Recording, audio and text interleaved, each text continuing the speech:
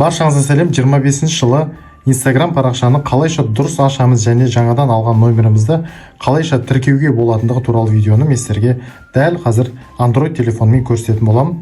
Парақшаға тіркеліп, лайк басып, сақтап қоюды ұмытпаңыз. Instagram парақшаны жаңадан ашқан кезде сізге осындай шығатын болады. Бұл жақта бізге қажет емес, бізге керегі создать новый аккаунт дегенді басамыз. Номер телефона дегенге номер жазайық. Далее басамыз. Және код келу керек. Кодты жазайық. Далее батырмасын басыңыз. Создайте пароль деген жерге өзіңіз ұмытып қалмайтындай парольді жазыңыз және жазып біткеннен кейін көзді басып, скриншот болмаса бір дәптерге түртіп алуды ұмытпаңыз. Кейін жаңа аккаунт создавать еткеннен кейін кірген кезде ұмытып қалмас үшін. Керекті парольімізді жазып аламыз. Кейіннен далее батырмасын басыңыз. Сохранить данные для входа. Не сейчас басыңыз. Және туған жыл айымызды толтырып алайық.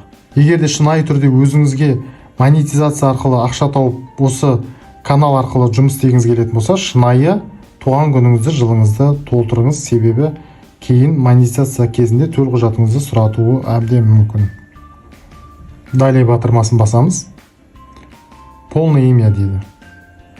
Қазір атымыз жазайық. Далее батырмасын басамыз. Осы жерге имя пользователя ойлап табамыз. Кейбір атаулар занят болуы мүмкін, сондықтан да басқа атауын ойлап табыңыз. Егер де ол занят болса, осы жерде бірден көрсетеді. Мысалға, міне имя пользователя уже занято деп. Имя пользователя жазып біткеннен кейін далее батырмасын басамыз. Принимаю. Добавьте фото профиля дегенге егер де дайын тұрған фотоңыз болса, добавить фото деп галереяда фотоңызды қойсаңыз болады. Мен пропустить батырмасын басам. Бұның барлығын кейін настраивать етіп алсаңыз болады. Болды, парақшаңыз дайын. Добро пожаловать дейді. Facebook'тан тоже пропустить басамыз. Пропустить басамыз. Мына жерде достарыңызды табу үшін контактыңызды көрсет дейді. Бұлардың барлығы қажет емес. Пропустить басамыз. Пропустить. Интересные люди. Барлығы қызық емес. Болды, парақшаңыз дайын.